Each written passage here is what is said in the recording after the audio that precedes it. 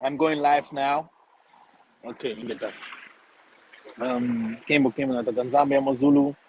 All praises, Father. Thank you to bringing us together to these platforms here, the Bantu Truth, the truth for all the diasporans, for all the people in Africa, for all the people that has melanin, and for all those people that used to support and help us and believe in us, and people from outside that wants to that believe in this truth as well. You're all welcome here. We welcome Brother Denim as well. How are you doing? Greetings, greetings, greetings. It's great to be with you, Yaya. Me it's good. Where are you? I am in Botswana on the continent, so I'm in the beautiful country of Botswana, which is just a little bit north of South Africa. It's a 55-minute flight from South Africa that borders. It's a landlocked country, so you have South Africa that is at the bottom. Then you have what do you have? You have Zimbabwe on the east, Zambia at the north, and Namibia at the west. Oh, great. Yeah. Um, I am located online with my Portuguese channel, or is this my English channel? That's a good question, right? Where can I check this? Because they're speaking Portuguese here. Maria Aparecida. Oh, that's a good question. Let me check. Mm. Because if not, it will be. I mean, I can upload the same video on my English channel. Here, brother Denim. How long are you there now, or how long have you been there? This will be just about a year now. Being here, being on the continent. So it's been a beautiful experience, and then it's also been challenging. Because that's just the nature of life and reality. But it's beautiful. So I've been here just about a year. Love it. But like we said, like we've talked about, it comes with its challenges, especially once you realize that you're not coming to the continent just to go on vacation, just to go on a safari ride or a game drive, Mhm. or do all of the touristy things. When you realize that you're actually going to be here to do something, it opens up an entirely new set of circumstances. But it's beautiful regardless. Oh wow, yes. So this means you are now um, you are now a citizen. Yeah, technically, I should be officially a Multana. But as we know, in all these other countries, they make it so difficult for us in the diaspora to come back. With visas and visa applications, and then you got to set up businesses to make sure that you can stay longer, and then apply for residency. Exactly. And these are Exactly. sometimes people that watch things online. They just think, oh, I'm back on the continent. Come, come, everyone, come. And then when they realize that you have to Exactly. leave in 90 days and you can't be in the country anymore, they're like, well, we weren't told this online. So, that's why it's good that, you've been in that experience. I've definitely been in that experience, and then navigating it by ourselves. Because sometimes when I watch people, I'm like, I want to know what country they're talking about, where you could just go to the country and the country just goes, oh, welcome, person from the West. Welcome, person from the North. Come and have citizenship, and everything is fine. It's unfortunately it just doesn't work like that. It's not as easy Exactly. as they make it seem. I just heard like 30 minutes ago a woman saying, "Oh, Maza, yeah, I know that we will come to Angola, but in Ghana they are selling land for $1,000 and the visa costs $700." I'm like, really? Ghana $1,000 land?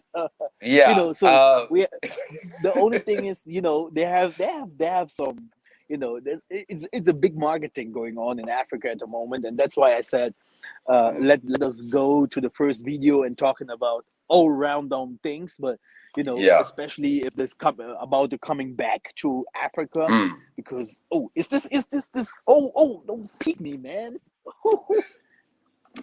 Hey, it's a bee, yo. Go away from me. Yeah.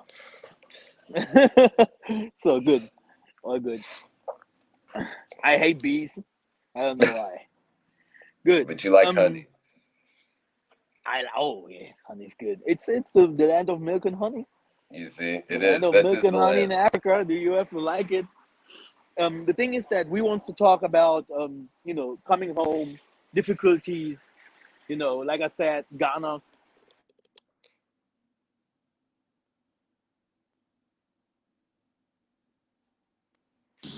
What I know, land in Africa is never cheap. If No, someone comes and say a land costs $1,000, I cannot understand. no. I really don't. And if someone say the visa costs $700, I do not believe that either. No. And we that lives already in the land, we can explain certain things. The other thing that I have heard about another sister in Kenya, she said that she used to be in my group, and she's still today in my group, and there's another woman that was there too, and they communicated. The other woman lived in Kenya, and the other and she herself, she lived in, I think, England or whatever, and then she moved to Kenya, and there she was fooled by the woman that was in my Mm, group. So I think fooled by with money. Yeah. So I yeah. think that this is a very, very dangerous act, just to move to a country and believing in people directly, or just spending money Hmm. for businesses that you yourself do not know how it should work, because I think Exactly. you yourself, you have to be involved and work hard on your own business to understand what is really going on before Right. you just give the money there and here, and believing in things, and then you are not receiving anything. And Right. it happened also in Tanzania, that a brother of America, a Diaspora, made videos warning people about about how the people in the land are treating people that are coming from outside, but also Mm. people from the diaspora coming to the land and thinking that it is easy to live in Africa, that Africa has the Western standards. um, well, we know everything that you said is like a major issue. I mean, I know for me personally, when I was coming into the awakening, the first thing that you want to do, especially like me growing up in Los Angeles, California, and you wake up in this awakening. And it did happen like literally as prophecy would have been in 2020, when the pandemic happened, because it's like the Most High wanted to gather his children and let them just sit there and not be distracted with work and businesses, everything shut down. And so the Most High is like, just be still. And then you start to sit and realize, I don't really feel comfortable the way that I was before, even though in the West there's a lot of comforts, right? Like you're in Germany, there's a lot of comforts there. We identify who the people are, but there's comfort there. There's infrastructure, there's restaurants, there's all of those things, right? And so one of the things that I was doing is I fell do, quickly in. do you do you see that baby here? You Huh? see, You you see that see, baby here? You you can't see, drive it in Angola.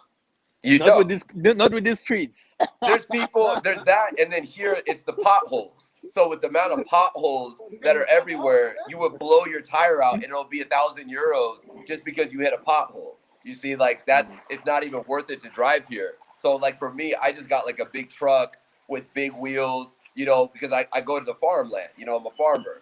So for me, one of the interesting things that I fell into the trap of, oh, let's all go to Ghana, year of return. Oh, it's gonna be so amazing. And then you hear all of these stories of like, oh, you can go get a 3-bedroom condo in the middle of Kumasi or in the middle of Accra, and it'll be $50,000. And so you start to do that. And then I was kind of like, there's something about this that just doesn't sit right with me. So then I was transitioning. I was like, oh, maybe I'll go to Gambia, because a lot of the people that were not going to go to Ghana wanted to go to They're going to Gambia. Gambia. And Exactly. so I also was looking at Gambia, and I was like, okay, I even had a real estate agent.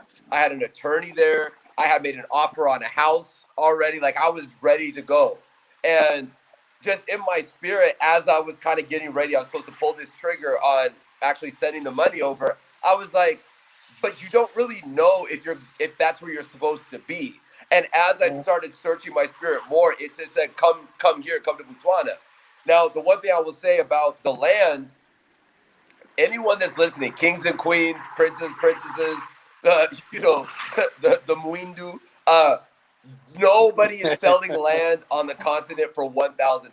It doesn't exist. No. It's literally, it's a fraud. Now, you can get like a cement block for $1,000 and put your chair on it, but you're not going to have land like they market where you'll be, on the ridge and you'll look over the Atlantic Ocean, and you have half a hectare and it's $1,000. Like that doesn't exist. Number one. Number two, you don't realize that the distance on the continent is not the same as it is in the West. If you say, oh, it's going to be 5 km away from the shop that you're at, you can identify a distance. But if you say the same thing here on the continent, you're driving through the bush, you're driving through roads that actually are not roads, it's just dirt, they're rocks, and you're in the middle of nowhere. There's no electricity, there's no water, there's no anything. So one of the things that you have to do as you wake up and being excited is you have to realize you have to calm down first and just come and just visit, do all your touristy stuff, but then really figure out, can I actually be here?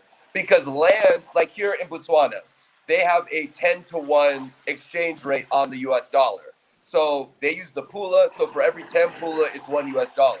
So as an American, you come over here like, oh, as you type into your converter, you're like, oh, that's a lot of money. But the land here is cheaper. It's cheaper than California.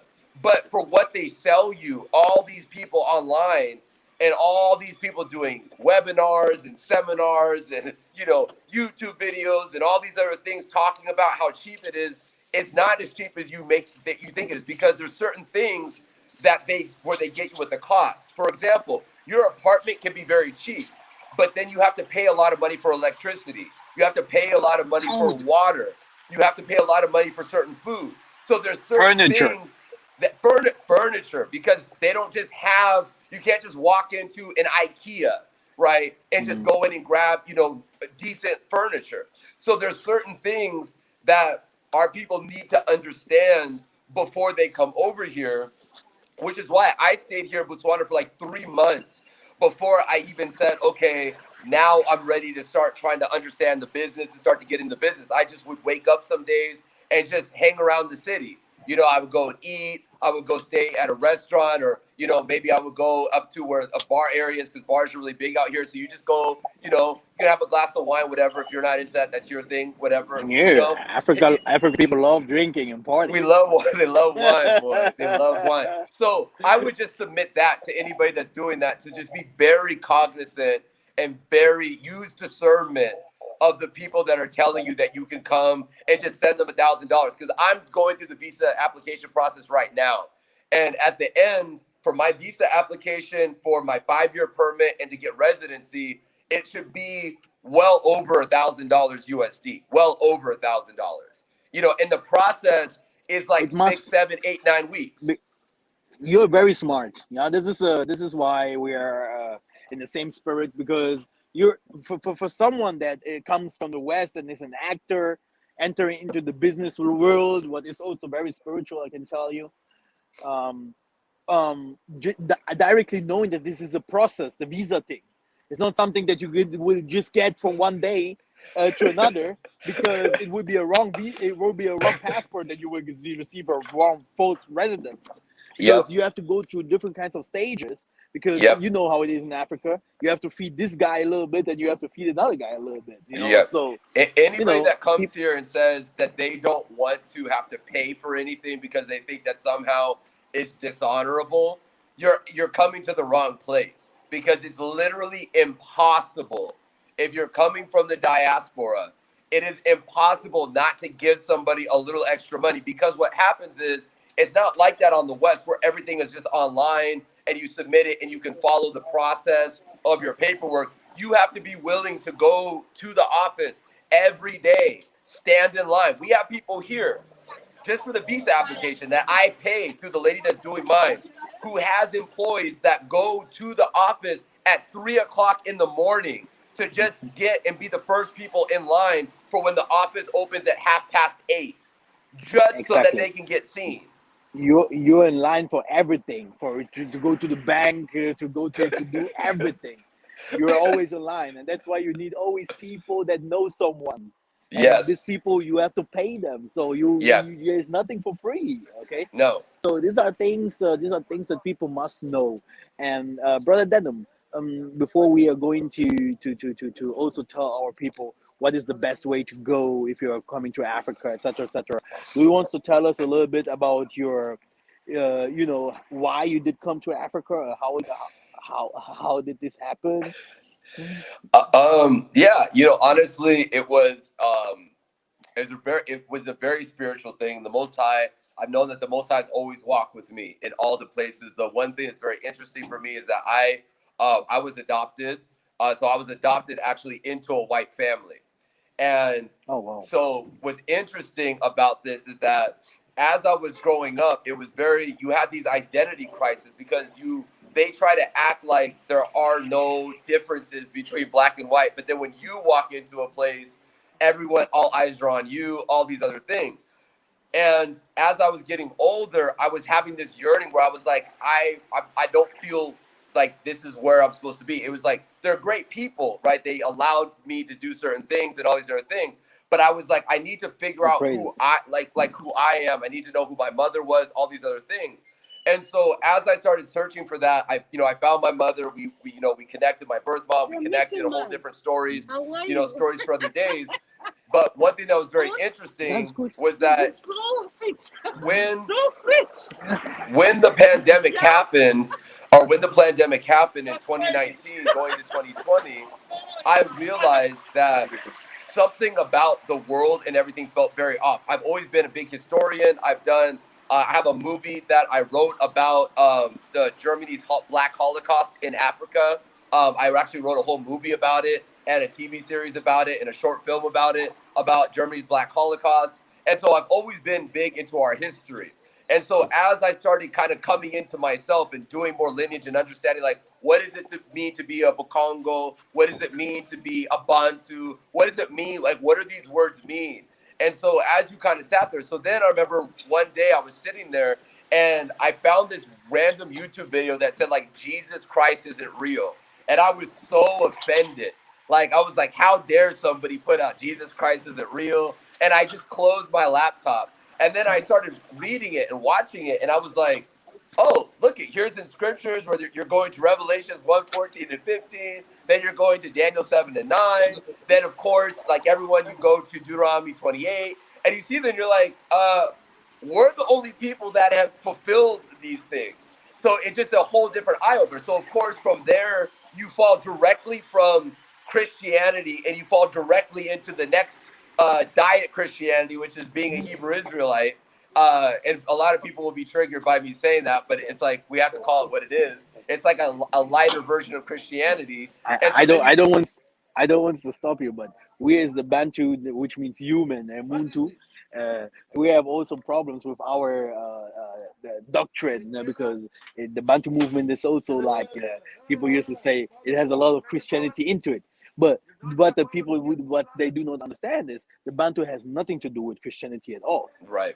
We want to identify the roots of the Yes, Muntu in the scriptures, which doesn't yes, mean that the traditions, the customs, and all the things that was taught us and who we are as a Muntus, we can't find it in the scriptures. We have to find it in our lifestyle. This is something yes, else, and that's why people will be shocked with this page one day, because you are in the yes. country, you see how the things are. No one runs there and say, "Oh, I'm a Muntu," because this is it's a It's lifestyle. This is our you were born like you were born into all of these. Like my wife is a multana or whatever, and so when I was teaching her and bringing her into these things as well, she was like, oh, I grew up with this custom, that custom, because she has family that is from Zimbabwe or whatever. So she's like, oh yeah, this is just what we would do, this custom, we did this. And so she was like, oh, like clearly that's us, because I can go to her village right now and they will be celebrating without being like, oh, I have the scriptures. Oh, okay, let's go to this verse. Like, it's already in them, Like it's already in them to do it. So that's what I found so fascinating. So as I started waking up, and of course, like you had mentioned, I am an actor. I do work in Hollywood. I've done those things. But I promise I'm different. I'm not one of the actors that have sold sold their souls to the Kadi and Pemba. But I am an actor. And don't worry, I have my tabernacle here in Germany already. You see. You see, so it's good. But I had to leave for a while. I mean, I told my reps, I said I'm going to the continent, and so I was filming a show that I'm doing right now. And I was like, I got to go back to the continent. Like, what are you going to do there? My family's like, how long are you going to go? It's like, I bought a one-way ticket. And like, but what about this? What about that? I said, I have to go because I'm tired of watching YouTube videos. I'm tired of watching all of these people tell me about what Africa is, but they're literally living in the next state. Like, they're literally living right up the street from me. How are you going to tell me about, oh, Africa's this and Africa's that, but you're not even on the continent? You're still trying to they do figure not out. even try to come over. They don't even try. They're just trying to play Make off. money. They're using exactly what the pimping pastors and the doctrine of devils has done to our people in the church, and they're just doing that now outside of the church, using fear, using all these other things, and then you don't even ask them, wait a second, if all these things are true, why aren't you on the continent? Why haven't you left? So for me, when I left, that was part of my awakening. Was in 2020, which again we know that fulfills the prophecies of Genesis 15 and 13 that he said to Ivana that Tata Zambia had spoken to Ibana about knowing for certainty that your seed shall be essentially a slave in a foreign land for 400 years, and so it was a really spiritual thing. The fact that these things happen. So when I got here, I was like, the moment that I was flying in from Johannesburg, I looked at the soil and I was like, literally the soil looks exactly like my skin. And I was like, oh, this is the soil that I'm supposed to be on. And that was literally how my journey started. Oh, wow. There's a lot of things. And how was the process? Because you're doing different kinds of things. From my videos that I do different kinds of things in Africa, fighting for our people. Because I know that everyone that comes to Africa for living in Africa need to have big balls. Either he's a woman or a man. You have to be you have to have love for your people, and you have to be very patient. And how was it for you to fight all this bureaucracy in Africa? Because we are thinking that the spirit of the Mundele, it goes out from us when we are coming to the land, but it's still there. I'm going to tell everyone, to be honest, it's probably, if you're coming from the diaspora, you have to be, like you said, you have to have the strongest set on you. You have to be so strong, because you think that when you're leaving the diaspora, that somehow when you land onto whatever country you're in, that all, like, the ministry and the president of the country is going to be there waving flags and putting the flag on you and having a parade because you're an American that's coming back to the continent. And that doesn't exist. They don't care. And it was like, even for me, when I got here, I was like, it's like starting over. It's like literally starting over. Nobody cares what you do in the West. No one cares about how successful you are in the West. They don't care. They're in their mind, they're like, this doesn't have anything to do with us. So for me, going through the bureaucracy, and there's a lot of corruption, right? And when we were talking before, I was telling them that I had done a proposal for a youth organization out here, and I actually was able to walk right into the minister's office. And I sat down with him and I was talking to him, and he was like, okay, cool. Oh, you're Denham Richards. Okay. They had looked me up beforehand, see what I do in the West. And then he's like, what do you want to do? I said, well, you guys have this center where they've spent like $2 million USD on a giant like boys and girls club where no boys and girls actually go.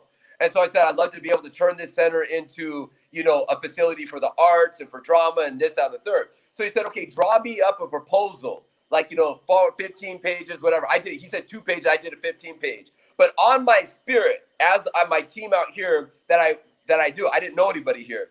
they just came to me, literally. They just came to me. Like, those are stories for other days. But when I tell you, just walking around and that people will just come to you and just say, like, hey, do you do such and such? Or hey, da da da. And then it's just like that. That's how the Most High works. But it was on my spirit to say, you know what, guys, let's not turn this proposal into the ministry. And they said, why? It's a great 15 page. I said, there's something in my spirit that doesn't sit right. 2.5 weeks later, the same things that I said verbatim in his office were now published in the Botswana He stole Gazette, it. saying, oh, the new Boys and Girls, the BYNC Center, we're going to make it an art center where there's going to be music and drums, and we'll teach Yeah. acting, and we'll teach this. And I was literally reading it, and I was like, this is literally verbatim. So we just have to understand, for our kings and queens that are coming from that side, that it is beautiful. This is our place. This is the portion of our inheritance. But it's not the same as you read it in the scriptures. It's not the same style. They don't follow the same respect of the Most High with the thing. They take it on a very Eurocentric, westernized way of doing business. And there are a lot of your politicians, a lot of the people that are in the ministry. And when we say ministry, we're not talking about people that are in the church. That's the names that they call the different organizations and governments, right? And it's different. They're there because they want to get a lot of money to send their children to Europe, to send their children to the West, to learn what the Mondeli are doing over there, to make more money and build relationships with them, so that then they can then get paid more money So they from the can Mondeli to come in. so that they can suck the land off without having any Exactly. problem. You know? Exactly. And what would you say as a diasporan? What would you say to the people if they want to come, like to Botswana? What's the thing what you would tell them? To be careful for what should they do at first or whatever. Every country is different. Every African country is a different country. And it wasn't always like this, we know. But again, we have to get out of our minds that it's like, oh, our promised land is everything from here all the way down, and therefore it's all the same. It's not. 400 years, 300 years of carving this thing up and putting their own, seed onto this land is something different. So I would identify, so for me personally, picking Botswana was something that I knew in the country of Botswana. It's giant landmass, which is the Kalahari Desert, which our ancestors were walking through the wilderness, through the Kalahari Desert or whatever. So it's a very spiritual desert. They found some of the first human remains here in the country of Botswana. But number one, I would identify the country. So for me, I wanted to come to Botswana because there's 2.5 million people in the entire country. So it was something that for me, coming from Los Angeles, where there's 56 million people, I was like, oh, this will be a great change of pace. I didn't need to go to Ghana or Nigeria where it's like I'm dealing with a lot of traffic. It was like I deal with that in the West. So let me come to a country that is central to all of these different countries. And let me see if I can just get my roots deep inside of this country, because it can be a little bit easier to manage. That doesn't mean that it's easy, but some people that if you come from the West, for example, if you're coming from Arkansas or Alabama or Mississippi, some of the smaller states that are in the West, probably going to Nigeria or Ghana is probably not the best thing for you to do right out of the gate. You'll probably be very overwhelmed. You'll see so many people, pickpocketers, all of these other things. These are things that Botswana doesn't have. But here in Botswana, the one thing I will tell you is the desire and the drive to be super successful doesn't really sit in this country too much, because the government takes care of mostly everything for the Botswana. So they have universal health care, they have universal education, everyone can get a pension, and even if you're not working, you can still get something. So because the country is so small, the government can kind of take care of everyone. So the drive to want to do business, want to do that, want to do this, if you're not careful, you'll fall into that pace of life, and you'll just kind of wake up, maybe go to the gym, maybe hang out, get something to eat, have a dinner, have a lunch, go see some animals. It's like you came from the West, where you had your lifestyle just hanging around and waiting when you're born to die. and you're coming to Exactly. Africa and you're doing the same, like And you'll do the waiting exact for the same same thing. thing. And if you're a man, and I will say this, because I haven't heard a lot of our people talk about this, but I'm a very truthful person. I'm gonna just call a spade a spade. Even when we're in this truth, when you come, if you're coming from the diaspora, if you're coming from Europe, you need to make sure that your spiritual body is on point, because you'll come here, you'll see the natural beauty of the women, you'll see how organic they are, you'll see how beautiful it is to see how they thrive in this natural environment, not trying to, and it doesn't mean that they don't have this, but there's so many women that they're wearing their head wraps and their traditional attire, and there's something as a man that you're like, that is the most beautiful thing that you've ever seen. But you have to be very careful, because there's a lot of men that have come from the West and have come from the North going, oh, I'm going to go to Ghana. I came with $50,000. I'm going to start this business, that business. Then all of a sudden you see the women, then you want to take them out to bars and restaurants and, clubs and all of these other things. And then just like that, in 2 or 3 months, your money is gone. And now you have to go right back to the West. And these are even that have happened to people that are in this truth, in this Bantu truth. There's a lot of them, because there's this methodology that somehow, because you're in the truth, that you still don't have to deal with worldly temptations. And that's not a real thing. So I would just also preface our kings when they come over here to make sure your head is on right. Come here for a reason. Do not come here just to be like, oh, I'm in the promised land, because they're not waiting for you to be here. They don't care that you came. Yeah, they didn't wait. They didn't ask, because many people is still now in the diaspora think that they are coming over to to help the country, but their country never asked for it. They don't care. They don't care for your help. They didn't care. They didn't ask you to come. They didn't ask you. And what is we have with Sister Chairman, we have on this Sunday we will have a meeting, how we can bring Africa together. Do you have some ideas? I think the ways are one of the things. Ways, streets is one of the things that should be done. How can it? What do you think? I think number one, we have to identify it's a life's work. I think that we have this idea that we'll come and in 5 years everyone will be united and Africa will be a thriving country, or a thriving continent, and there'll be no borders. But that's just not a realistic doctrine to even try to follow.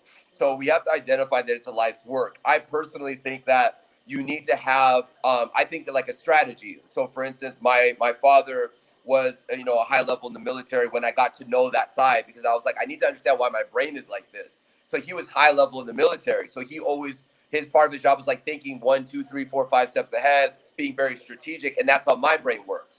And so one of the things I think is important is for our kings and queens to be able to be in different countries but have the same goal and the same vision, because it's great if we all say, let's all go to Angola. Then we can all go to Angola and we can all help Massa. We can all do that. But then from Angola, you still have all these other countries that also need those things as well. So I think that what we should be doing is using our what we call kind of like an intellectual transfer, a technology transfer.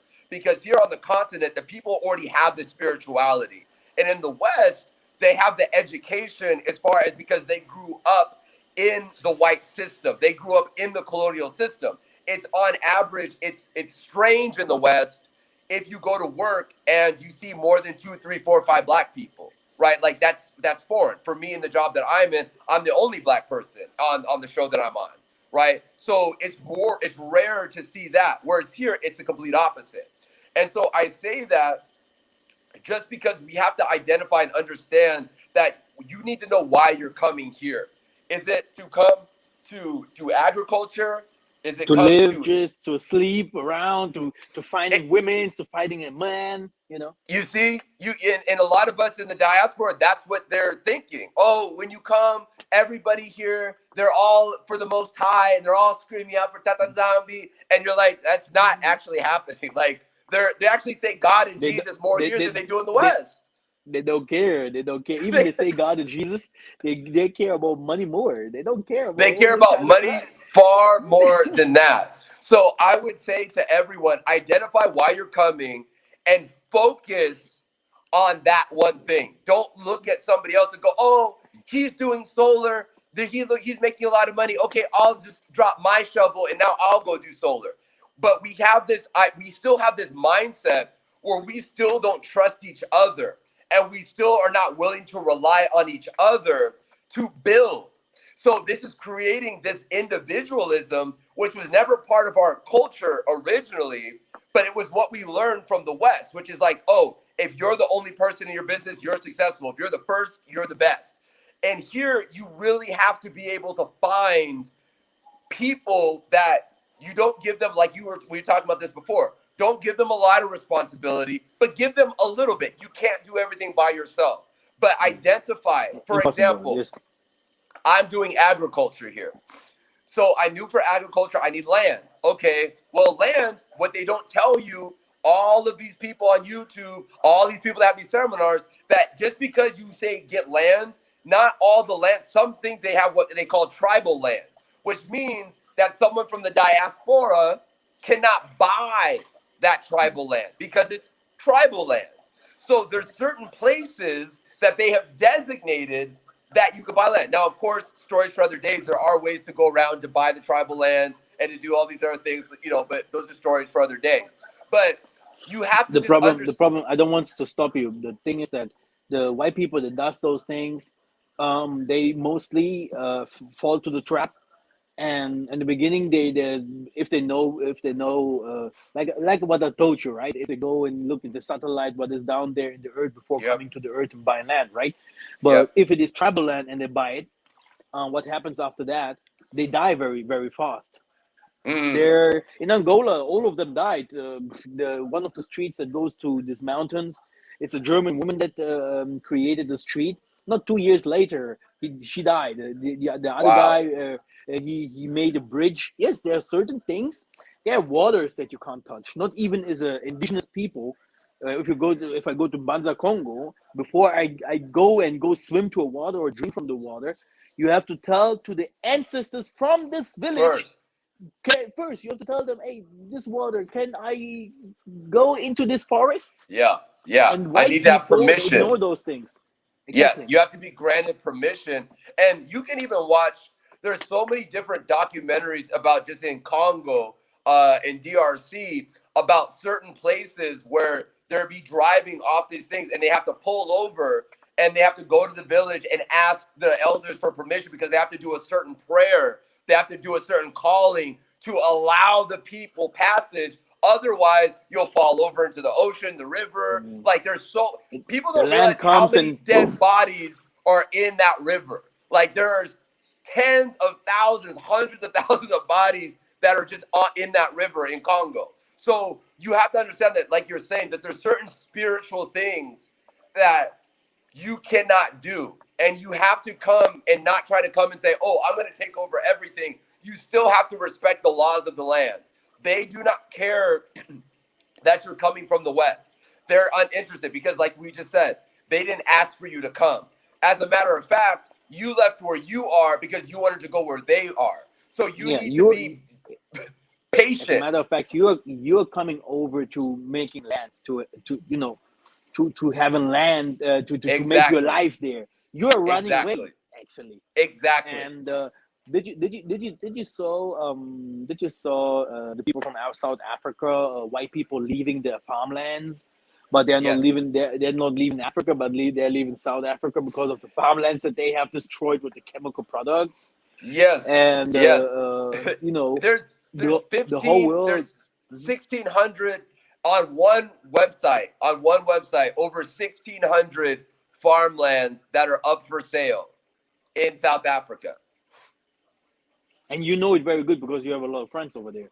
Yes, a lot. Mostly everybody that I talk to is mainly in South Africa. They're all just come. 1,600. This is just on one website. And we're not talking about kings and queens. We're not talking about like a 1 hectare. I'm talking about 70 hectares, 100 hectares, 1,000 hectares, 2,000 hectares of farmland that they're just like with 4 or 5 boreholes, with 4 dams, 2 earth dams and 2 man-made dams. solar, like things that you would look in the West, you'd be like, this is $20 million in the West, $20 million. And they're literally just having to leave it because we know that the Most High has cursed them to not be able to do anything. They can't till the land, which is why we talked about this is why they have to create everything genetically modified. Everything that they do, they could only manipulate it, but they can't create anything. They don't have the spirit. They don't have the anointing to be able to create. So they still think, oh, I'm going to buy all this farmland. Then they try to say, oh, I'm going to do wheat. I'm going to do maize. I'm going to do sorghum. I'm going to do all these other things. They use all these pesticides. And then the next season, they can't even grow anything. Exactly, and like in the Congo, the Congo presidents, the Angolan presidents, the dumbest presidents from all Africa, by the way. The dumbest people in Africa are people from Congo and Angola, I tell you. And I tell you, because these are the most oppressed. They're trying to get Angola again, even with the vaccines. In Angola, there are 80% of the people will get the vaccine because it's now a must. You have to get the vaccine if you will. So the thing is, they want to colonize Angola again because if they do it like it is already colonized, but if they do it properly, it's like they can do it like they did before, getting all Africa again colonized. Yeah. But people in Africa will understand it later because what is the problem now here? In the sub-Saharan Africa, they went to where is it here? Where is it here to Brazil and whatever, and they said that the woods there, the forest there, what does the rainforest called there again? The Amazonas. Yeah, the Amazonas. Exactly. They said that the Amazonas was sold and destroyed by the people from the Amazonas. And they told to this guy, to the former presidents from the country there, whatever, to come over, and he did not come because they said that he came with the problems, and he cut off all the woods and sold it up, and etc. etc. And that guy saying, no, it wasn't me, it was you guys. So, and what's happening now in Africa, in sub-Saharan Africa, where the equality is that they are going over buying all the seas, they are buying all the woods, all the forest, and they're saying that they need it because if they don't have it, the West can't survive. It's like the Congo and Angola, they are selling at the moment wood, and at the other place they are planting new wood. And I was surprised. You are planting new wood and destroying the older ones. And in the one way, the president is talking about we don't want to sell no more wood, but he does, and in the other way, he's planting woods. He's planting new trees. I was surprised, and I like, hey, how dumb can these people be? And the sad thing is, because of how the one thing that the colonizers have done is they've made everybody on the continent so hungry. And so when you're hungry and you're always looking to eat something, it's hard for you to focus or care about things that are going to happen a week from now, a month from now, or a year from now. They don't care. Like, in their mind, if they're going to sell wood, all these other things, that doesn't have anything to do with me getting my stomach full or me feeding my child. And these are the things that we see when we come from the West, and you're like, you want to go and like open up everyone's eyes and be like, look, you got to see it. Like, look at this. And they're like, what does this have to do with feeding my family? Because so many people from month to month, they're like, they're barely hanging on, and this is what this is what most of the countries in Africa have been. And that's why I said, you're going to see two Africas. There's the Africa that you see when you're a tourist, and there's the Africa that you see when you decide that you want to make your life here, when you want to live here, there's two Africas, and you have to identify which Africa you want to actually live in. Because we have this saying in the West, don't bring the beach home with you. Because sometimes you're like, oh, I went on vacation, it was so amazing, I'm just going to go live at that place that I was on vacation. And then it's like, no, sometimes it's not what you think it's going to be. And for all of these countries, we were talking about just the other day, in South Africa now, they now signed a coalition deal now with the UK and with the US, where the US had all them paid South Africa, the South African government or the ANC there $8.5 billion to shut down their coal power plants. Meanwhile, they're like number 13 on the list of the, of output for coal, and the United States is number 2. So it's all about shutting all of the natural things that the continent has. It's all about taking it away and shutting it down. Because if you just cut these industries off, then it's easier to then bring those people in and say, here, take this loan, take that loan, take another IMF loan, take this. And part of those loans from the IMF and World Bank, in the actual documentation when you're signing it for $100 billion for your country, it literally says you're not allowed to develop the country. You're not allowed to create sustainable housing. You're not allowed to do these things. And the same thing has happened with the president in Zambia. They were so excited. Oh, so Zambia is going to be changed. It's a new day. And within 1 week of him being elected president, he was already meeting with the IMF. So I say this, and I think we have this conversation because it's a different conversation that I think most people have when we're talking about Africa and we're talking about people from the diaspora coming over here. Because we get so obsessed with the scriptures and the scriptures, and all those things are true, but you have to go outside of the scriptures and go live the life when you're here.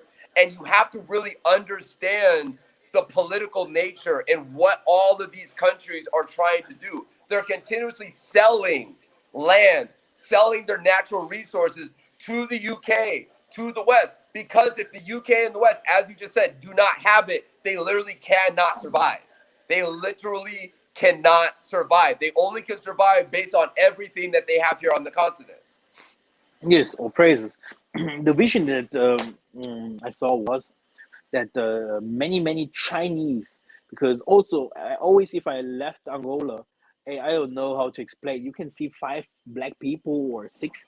The rest are strangers, foreigners. Yeah. Brother, no joke. Yeah. Do you will see Chinese with the weirdest faces? Yep. With the weird faces, man. Yep. And I'm like, wow, my goodness. People from Germany, people from the US, and I'm like, what's going on? Where are our people here? Right. And what I saw in the vision was that many of the Chinese will come and live in Africa. All types of them, all types. Middle class, high top class, and whatever. They would come and establish in their businesses and whatever. And then I saw them laying on the ground. And when they laid on the ground, they looked up to China, right? And they saw China burning, fire, war in China, like all these Asian countries fighting each other, boom, boom. And they say, what will we do now here in a foreign country? And then they started humbling themselves. Yeah, because the Chinese, they are very aggressive to black people in the country. They're very aggressive, and your vision is kind of matched because like I get the way that the Most High works with my spirit is just through meditation that things are revealed. Like that moment right before you're about to fall asleep, and where you'll sleep for 4 hours, but you're not really sleeping. You're just in a deep meditation, and there's certain things that the Most High reveals. And what you're saying, one of the things I was thinking about, based off of what you're saying, is a lot of this stuff. So even here in Botswana, there are tens of thousands of Chinese that are here in this country, setting up shops, setting up car dealerships. The car dealerships are mainly for the Indians, but they're trying to get into that, but the Chinese have set up shops everywhere, to the point where now for people here in the country, if you want to go and get something, you just say, oh, let's go to the Chinese store to get it. Because they have car batteries, they have, small batteries, they have televisions, they have cradles, they have blankets, they just have everything because they made deals with the people on their, on the continent there in China at the ports there to be able to get things for wholesale. And then they can still charge it even at a discount. It's still, they're making record profits by doing it. And so one of the things that I think was interesting is that the Chinese are not just in, and I'm sure you'll see this even in Angola, it's not like they're just in the major city. You can drive 5 hours outside of the major city and drive into a village, and there'll be like 2 or 3 little pop-up shops, and you'll see Chinese they're there. In the 5 hours away. Like you'll see they're them everywhere. in a small village. So they Indians have really if the Indians, and that's like the Indians are the ones for the used cars or whatever. They're using the for used cars to be able to ship that in. That's their biggest business, is used cars. So one of the things I think is interesting is there's going to be a time where all of these things that the Chinese are bringing in will eventually at some point be given to us, will be gifted to us to be able to run our businesses and all these other things, because they're bringing things in by the shiploads, giant freights of things that are coming in. So I personally believe that in the times to come, there's going to be a period of time where when the Chinese do humble themselves, that they're going to bring those gifts, their shops, their this, oh, just take this, just do this, just let us live amongst you. Because the biggest thing right now with our own people is they don't recognize their power yet, because they're not empowered, because they have the religion still in their mind. They still have this oppressive colonialist boot on their neck. They still haven't awakened truly to the power that they have. And so I think as soon as they see how all of these other nations are cramming on back onto the continent, they're going to be able to say, wow, we are something. And with the messages that you're bringing out and other kings and queens that are talking about it truthfully, I definitely see this for the Chinese happening at some point.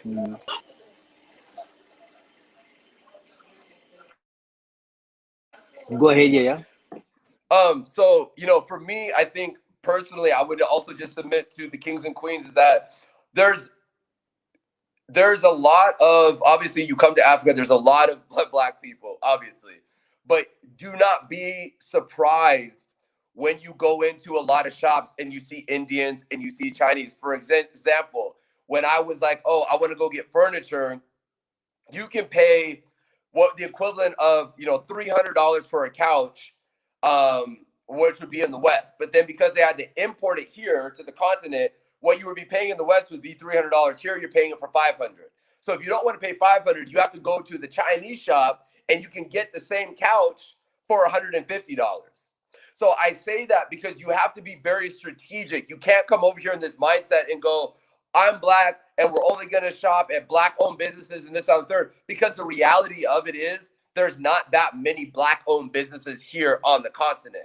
That doesn't mean that there's not people that own businesses, but the Black people that own businesses here on the continent are not as widely advertised. They're not on every single block. Those are usually the people that are selling some pop and seswa.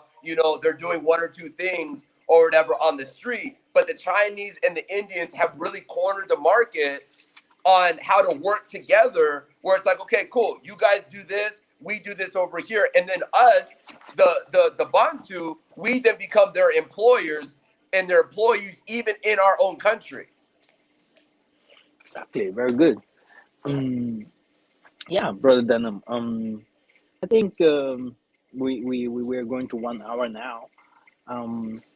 What can we share next time about I think it would be good to share next time about how people can establish some businesses in Africa, how they should move. I think that's very important, especially for people that come new to the country. Because you yourself, you made it. You are like you're getting there to become self-made, and people should have a better view to look at if a project can become successful or not, because this is very important. You cannot just invest in something that you really know that it won't go nowhere. It will go nowhere. Right. Just because you're in one truth or religion, and we have to separate religion from business. Yes. These are two different things. Not the same thing. And yes, maybe you want to say a little bit about that too. Yeah, I mean, I think that is hard. I think, especially if you're coming from the Hebrew Israelite community, there's all of these, like everything that you do that you don't do in the Hebrew Israelite community, you're going to hell and this, and it's all of these other things. But there's nothing realistic about a lot of these doctrines, because there's a reality and then there's the doctrine. And the doctrine doesn't always match the reality, which is why our people are in the positions that they hear on the continent, even of itself. Like we have, like here on the continent, you have like these fire churches, right? With these fire pastors that preach everything is going to hell, but yet your blessings are right around the corner, which is why I say anytime you want to find poverty, you'll find a church. one of the things that you have to understand is that if you come over here from the West, don't come over here with this thing of like, I'm never going to sell to the Chinese. I'm never going to sell to the Indians. I'm never going to sell to the white people. I'm only going to sell to the black people, to our people, because this is this and this and this and this. And that's not going to be a model that's going to work.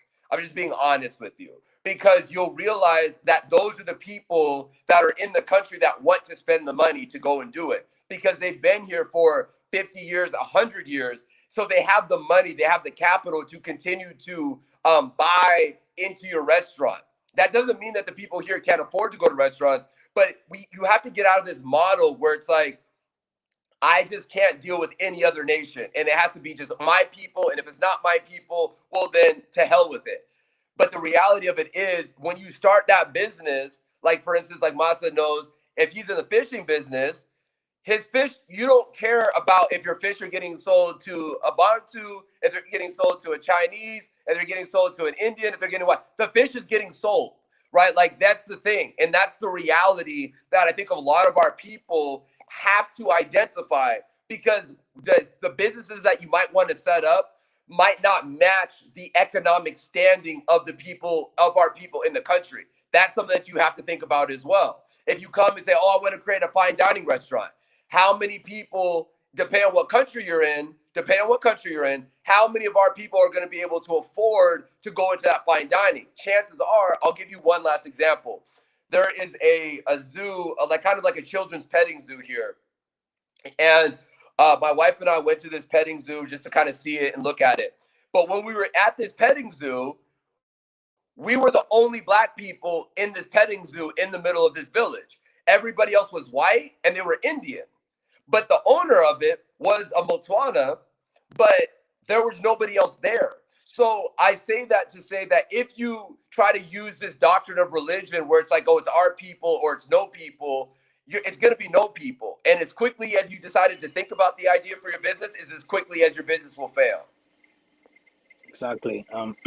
What you have said is very, very important, because there is nothing like I'm coming to the country and I just wants to chill and just wants to enjoy my life, whatever. Because the Zambia have said, "Namun toke na yo," which means when you're sweating, this is how you will receive. You have to work. And I wanted even to make a very professional video about work. Even if you die, you go to work. Yeah. Okay, you will always work in your life. Yeah. And Yeah. it's very important, and people must be taking care of that, because Yes. laziness is a sin. Laziness is a Yes. sin, and we have to be very, very aware and about people that say they know this and this, how to help here and there, and just to get your $5,000 from your account and not doing anything with that. I mean, okay, I can say 5,000 is not much, but it's always important to put your profit into something that gives you something. Yes. And Yes. myself in the West, I have learned it by force, because myself, I went never to go to the government to ask for money, my family and I. And I know if I'm going out here from the store that has 6 more floors, I'm going now outside. I know that there outside, there are many of our people that do not even have a store. They do not have a coffee shop. They do not have a barber shop. They do not have a place where you can wash your cars or whatever. They do not have a place where someone can eat dinner. They do not have a place where you can get copies from for your books, copies for any other document. So Africa needs everything of that. Literally Europe everything. has everything. Yes, literally everything. Everything that you just said, copy. You think that just because you go to the West or in the UK, all these other places, you go like, oh, it's just paper, it's just copying. You don't realize that most households do not have a printer in their home. In the West, it's like everyone has a printer. If you need something, you just print it. But here, it's like you need a coffee shop. You need an internet cafe. If you're in the village, most villages don't have internet. So you could go and set up an internet cafe and have a little library in the internet cafe, right? Like there's so many different things that just because in your mind you think that's not profitable because everyone has it. This is not like the West where there's a Starbucks or 2 or 3 Starbucks on every single corner. right? Like there's every single business that you can run here, you can run, but you have to understand that that business is only going to be successful when everyone is able to come and actually be purchasing into that business. It is not going to be like, oh, I'm just going to go set it up in the village and then I'm going to make my money. It's like, you're not going to be making your money. You're going to be running a charity. They're like, that's just what it's going to be. Exactly. It's very important for our people to know that, it's um, when you invest in something, you have also to know a little bit about what you are investing to. You have also to put your time into that, and so that you can explain to others and grow what you are actually doing and grow. Mm-hmm. And Yes. you can actually always bring some more people into your business, associating your business with other people. But if you yourself know what kind of business you're doing, and that's why I would recognize people to come over to Africa when they came to visit, but also when they know that something that they are doing is already giving them something, Yeah. where they have invested to. Because Yeah. investment, you can't think that when you did some investment that the next day you will receive the money, because you're investing, It you're doesn't work like investing. that. And then the Right. problem of Africa is that there you can have you know, me, I'm very westernized, but before I get all these things into paper, I had to go by myself under the sun of 30 degree or 35 or Yep. whatever, um, to see by myself how this material cost, motor, what I Yep. have to do in the village with charity or Yep. whatever. I had to go all over, because everyone will lie to you. Everyone wants taxi Yep. money. Everyone wants food money. Everyone wants money Yep. here and there, which means Yep. you will never have the exact price of the things Yeah. if you don't sacrifice your time and you go by yourself, watching what the things really cost, and how Yeah. many expenses and how many efforts you have to do to get those things. And Yeah. the other thing is that you will always see, if you do something, you let someone do something for you, that you have always to pay extra money. It's like extra money that you have to pay for him. And Yeah. they will always come. They will never tell you exactly what they need. They will always come No. with something else. There'll I always know be a that I new have helped cost. some. Exactly, a new cost. I have helped 2 or 3 people from the diaspora. I didn't tell them everything, because some things I was like, man, I didn't know that either. Now you're Right. telling me that. Yeah, it's Right. like this, master, boss. And don't think when Yep. there's people saying boss to you that you are really a boss. Okay, you're a Right. boss as long as you're paying them, and As long as you're you're paying nothing. them. You're Exactly no one. you're If you're not paying them, you're nobody. exactly boss because they think you have money. But this shouldn't be like that. It should be boss because because the Most High lift you up and say you are my boss. You are the boss for those people, but not if someone that sees you as his money Financial money come up. machine, financial. Yep. Exactly. So, Yep. and this is boss. This boss humiliates us. It brings us down. That's why it's Yeah. always good to have someone that just call you friend or whatever. Because this boss, you might think, oh yeah, now I'm someone else, but you're not. And And the and problem and is, you should also consider too, when you're going to places, when you get here, to add on to what you're saying, go to a social place. I'm not saying you have to go into a club and turn up, but I'm saying if there's like a happy hour type of thing, go sit at a bar and just sit and listen. Because if you can make friends with one or two locals when you're going to a land or when you're going to a place, you can bring them with you, because then you don't even have to talk. They can just talk and they can help interpret. They can do these things, because if you're just doing it by yourself, they'll say, "Oh yeah, come see my land. It's just right around the corner." And then you realize you've been driving for 4 hours in the middle of nowhere by yourself. So you have to be very, very smart and understand that everybody here has a sob story. And if they know that you come from the West or they know that you come from the North, the moment you open their mouth, everyone's ready to tell you about how hard their life is. And because you were an empathetic people, you want to give. But if you give every single day, you'll wake up in 6 months and have nothing to even give your stomach. exactly, there's also something that's very important. Like me myself, I am a giver. My goodness, my goodness, Uh, especially even my own workers, they have a salary, but oh, boss, I'm hungry. Hey, you have a salary, dude. Me, yeah. I never went to my white master or white boss or whatever. I used to call him, tell him, hey man, I'm hungry. Now give me money. Thanks for my paycheck, but can you give me something just so I can get something on my lunch break? Like, Exactly. This is how it is here, and I'm always if they say, oh, if they open the mouth, they're like, oh my goodness, not here I take. was at the And gas. I was getting petrol. I was literally getting petrol 3 days ago, and this guy, I fill up my truck, and he goes, "Oh, where are you from?" I said, "Oh, I'm from the West." "Oh, I want to go." Everyone always wants to go to the West. "Oh, I want to go to the West," and I was like, "Oh, why?" "Oh, I want to marry a white woman, because white women, it's this. You know how our people are, right?" And so then exactly. he's making conversation with you, but as it's coming to a close, it's like, hey, would you mind maybe just giving me like, a little bit of money so I could go get some lunch on my lunch break, this, that, and the third. And you're like, so even when you're having conversations that you think is Exactly. genuine, it's not even necessarily a genuine conversation. They're just trying to like Exactly. be friendly with you because they want something from you. Exactly. Yeah, it's horrible, and I think that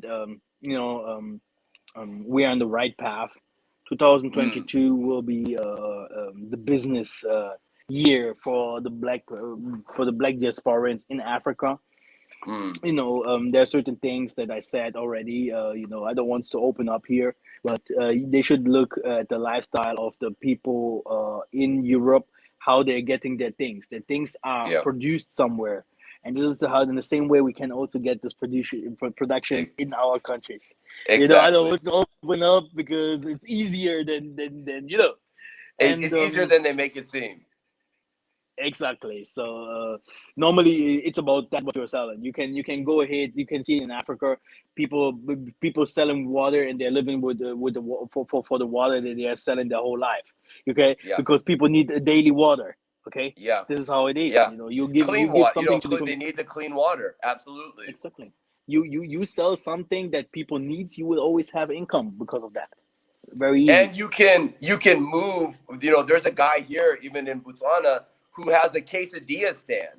Right? They just have a quesadilla stand, and that quesadilla stand started with just a little burner or whatever, and he made 25 quesadillas. Then a year later, 60 quesadillas. Now he's getting ready to franchise his quesadillas. He just sets them up in the city centers because every day at noon when everybody comes and wants lunch, he can go and he sets up. Now somebody works here, somebody works there, and he doesn't even have an official building. And I think that's the one thing that I would also add to what you're saying is when you come from the West, don't be afraid to start businesses thinking that it has to look exactly like you saw it in the West right when you're starting.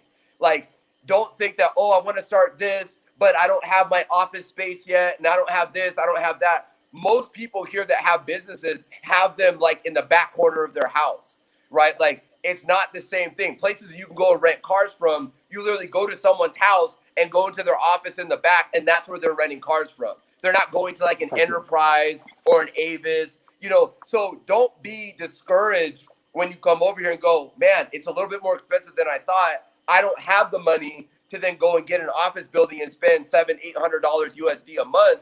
Don't do that. Figure out what you can do in whatever dwelling you're in or whatever, and then go from there and then expand. But you have to learn the market because I was doing chickens. I'll tell this story quickly. When I first got here, I started doing chickens. And I got into this business because my driver, I came, got my personal driver. And one day I was like, hey, what do you want to do? He's like, oh, I want to do the chicken business. And I was like, is it profitable? Because I grew up in the West. I don't think about that. And he's like, oh, it's very profitable. I was like, is it? And he's like, yeah. And I was like, well, what do you have to do? Oh, we just need to get a place for the chickens. I said, okay. So I literally I rent an entire place for like 5,000 chickens, right? Then I go to the store and you can buy like 1 day old chicks. So I got like 600 1 day old chicks. And it wasn't until I purchased these 1 day old chicks that I realized, oh, the feed to feed these chicks are like $45 a bag. And they take 2 or 3 bags every single week, at least. And then you have to pay for your rental place, and somebody has to take care of the chickens. Then you got to slaughter them. Then you have to find a place to bag them. So it's like you have to understand, and I didn't have a problem with it because I lost I made $5,000, $6,000, but it was a $6,000 learning experience. So that if I get back into the chicken business and somebody tells me like I want to get into chickens, I can tell them, okay, watch out for this, do this, don't do Exactly. this. Be very, very careful. Doesn't mean don't do the chicken business, but that's why I'm here. That's why you're in Angola doing what you're doing, so that we can Exactly. create We're learning. a parachute for our people that's Exactly. realistic and not a pie in the sky Putting the mentality. foundation. Exactly. Yeah. And this is a problem from that this is the problem that we had 2 years ago. People saying, I want to sell land, buy land here, there, and then you have no idea at all what you want to do in the land. Why are you In the buying land. something when you don't know what you will put there? Don't do it. You're just, and because you might travel around the country and find out, hey, I don't want to be in Luanda. Maybe I want to be 4 hours north. But now you've already spent all of your money in the city. Now you can't even afford to go out to another area. And that was the same thing even for me here. It was like before I sit there and go, oh, I'm a diaspora. Now I want to buy my land and I want to have my certificate that says I have land ownership. Figure out what you want to do on the land and figure out where you want to be. You have to be strategic because you need to understand that places can take 7-8 hours to get to. So you need to understand that even for those that are saying, oh, there's land that's $1,000. Okay, let's just say that that's true. But you might have to drive 12 hours through dirt and rocks and mountain passes and all these other things to get a little square patch of something. It's not even worth it when you live in the city. So you have to be very, very careful. Save your money, find the country that you want to be in, connect with somebody at the country, and travel the country for a little bit, and then decide maybe this country's for me, maybe it's not. There's 54 recognized countries on the continent. There's one for everyone, but you have to kind of know what you want to do before you decide to say, this is where I want to be, this is what I'm going to put my money into. Okay, brother. Next time we're going to talk about what maybe you can talk about next time what kind of projects you are into, because one of the most important things that I saw is that you are in the triangle of Zambia. No, what was it? Zimbabwe, Zimbabwe, Zambia, and Namibia. Botswana, and Zambia, and Namibia. Yes, Exactly. Namibia, Namibia in the west, Zambia to the north, and Zimbabwe at the east. Zimbabwe, exactly. Exactly, like I said. And you're in a very good place, and I think this will be one of the places where a lot of economic things will happen, like exchanging things, from the countries, and this is what import Africa export will definitely be big, import big. export. Exactly. So will be very, very big. Exactly. So we can talk about it, and also having private sessions, talking about what we can do there in these areas. Because if we put something there, this must be very, very well planned. Something that has attracts everyone to come over to invest, also to buy and whatever. And I think it's a good place to do something over there. But I know there's a lot. Last night, the most I told me something, you will be surprised, my brother. Is it? Oh, bro, it's fast. Business is like, it's easy. It is. Yeah, once you have the vision, and once the Most High has said you're ordained to do it, things will begin to open up. But you have to put your foot forward and be humble and have your spirit in the right place. For why you want to do it, because you can't just say humbleness is very important in Africa. Because me myself, I'm always angry. Especially, me too. I'm always angry, and because there's always something you will be like, what's going on, I'm very irritable. I get very irritable because I want everyone to get it. But here you have to be you don't have to be meek, meaning weak, but you have to humble yourself in a way and understand that the lifestyle that you grew up in, that fast, do this, is not what they had here. And that doesn't make the people here any less. We were exposed to things that were different, and so part of us merging, if we truly say that we want to be able to unite, like it says in scriptures, we're going to have to humble ourselves and understand that this is also a business healing, but it's a spiritual healing, and it's going to take a lot of patience. You know, it takes from the time you plant a seed for an apple tree, it's going to take 5 to 7 years before you're going to eat the fruit of that seed that you planted. But you have to continue to water and to nurture and to trim and prune and do all these other things. So just as you're going forward, and we'll have other sessions, which I'm so excited to be able to have. Everyone that's listening, just be very mindful and be very cognizant about your intentions and truly why you're coming over here. Because if you come over here in a sense of fear, you will fail, and you will fail very fast. You have to be here because in your mind and in your spirit, you have set yourself out to be, I want to go. It's in my spirit to go. And no matter what happens, challenges are going to rise, difficulties. People are going to take my money. You know, all of these things are probably going to happen. But do not get discouraged and think, oh, I should just go back to the West. Because if you just keep going, in 5 years' time, everybody in the world is going to be coming here. Everybody in the world wanting everything. This is going everything. They're coming. Everyone. They're right coming. now, as they're we coming speak, and it's happening. Yeah. Right now, as we speak, they're planning how to be able to come to the continent. Yes. This is the thing. That's why you can, especially for us that lives in the West and lives in Africa, and has to pay our bills in the West and have to pay our bills in Africa. It's not easy. But I always say, if you have something going on in the West, don't give it up as long you are investing. But if you start seeing something coming out of Africa and it works, you have to be like a businessman. And it works, then you can start saying, okay, hey, West, bye-bye. But always starting also to opening up to 2 or 3 people in your family or friends to tell them, look, this is what I do. Maybe you can do something else. And also invest and coming over and take over lands or whatever. This is how it works. You know? Find something and don't give up. You know, we had this conversation yesterday, but also wherever country you're coming from, be strategic and try to be like, maybe I can get things shipped over. You know, maybe when I go back to the West, I can now make a list of all the things I can't find here. So when I go to the West or back to the North, I can just get a shipping container and just pack it for all of these things, whether it's machinery or tools or organic seeds, whatever it may be, pack it into a giant container and bring it. And then also have your family member, like you just said, don't pitch them on like, Africa is so great and what when you come out, don't do all that. Just say, hey, I want you to come visit. I want to show you 1 or 2 things that I'm doing, and then see if that's something that you're interested in, because that's how you're going to be able to attract more people. But if you just tell everyone, oh, look at your return. Oh, look at look at the women's. Look at the women. Oh, bro, you never see women so beautiful. You will fall into destruction so fast. Like, you will fall into. Now I realize when you would read Proverbs, when Solomon said, do not gaze into the eyes of a woman, right? Like when he says, do not look. Africa, you don't realize it. Here's where you understand, don't do that. And there are some areas in Africa, it's even more dangerous. There are some tribes, like we used to say in the Congo. There are some tribes, don't touch them.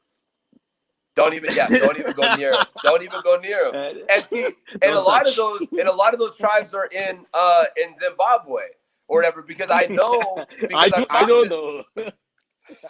I know. I just call it what it is. But you just be very, very careful. You know, come, you know, with your head on straight, especially if you're not married. You know, you have to come with your head on straight. Understand the Most High has given us ordinances, laws, statutes, and commandments that he wants us to abide by, to not fall into the trap of destruction.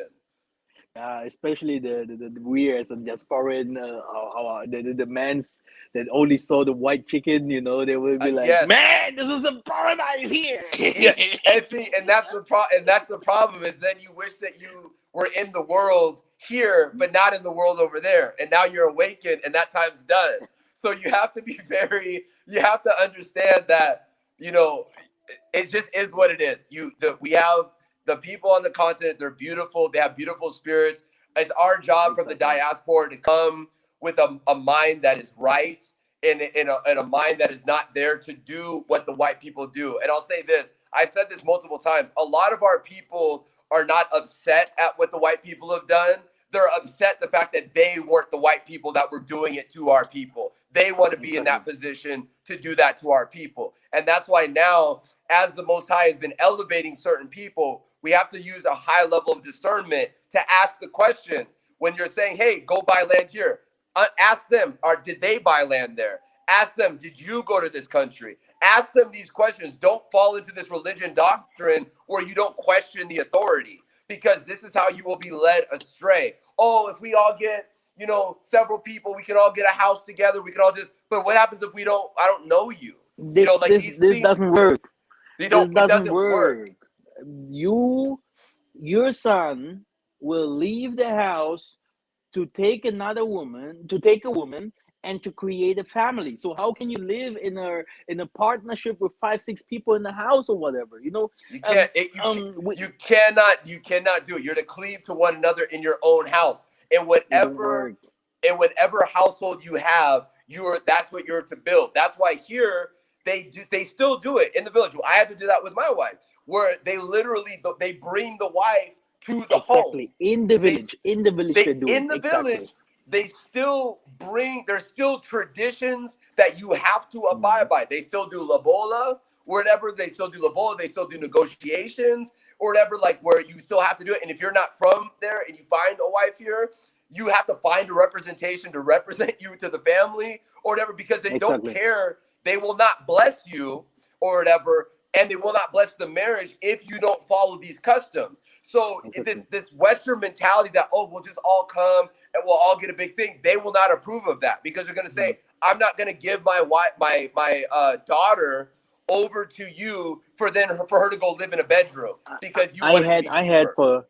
I had for this year 2021, like 5 to 8 more people that wanted to come over. I told them straight, no, I have no time. I had the trip. I have my stress. I have things that I'm doing. And I'm alive. I'm alive. Everyone says he wants to come over. I have the car that is broken. It will cost me $2,000 more to fix it and stuff. It doesn't make any sense, But it's always good to help others. But you have to always to know something. If you help someone, you are always doing a sacrifice. It is a sacrifice, helping someone. And you will never win. You will always lose something. You will.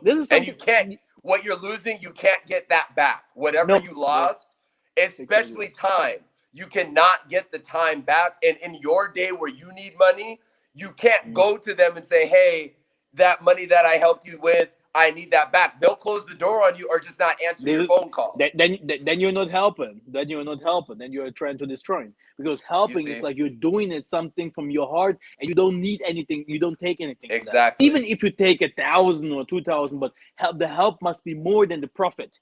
You know? And it's always a sacrifice behind it. Yes. And this is what people do not understand. Who today wants to do a sacrifice for someone? Sacrifice.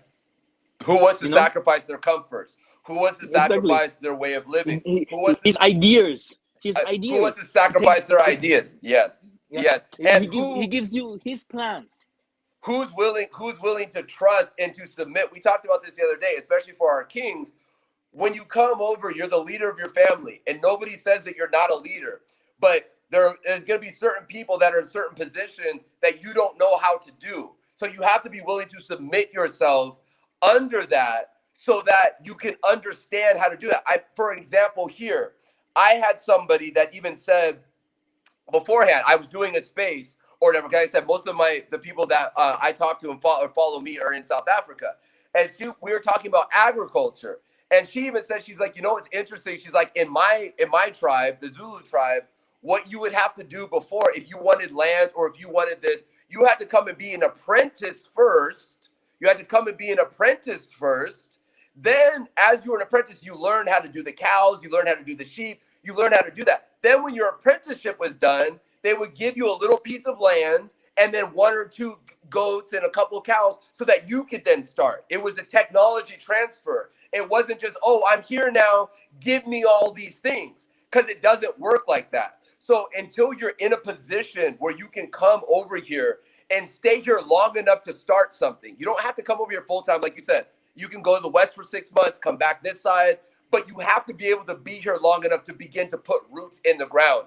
Otherwise, you'll be what I was doing the first 4 months that I was here, where I was neither in America and I was neither here in Botswana. I was just like always over the Atlantic, and I could never start anything in one place and finish anything in another place. So when people want to come, you need to be able to come under your own smoke. We say this in the West, under your own smoke, financially being able to sustain yourself, because the people that are here have so many other things that are going on. Like you said, you have a wife, I have a wife, they have things that they need. You have a house here, you got a house over there, you have bills in the West, you got bills on the continent. Like, there's a lot of things that people have.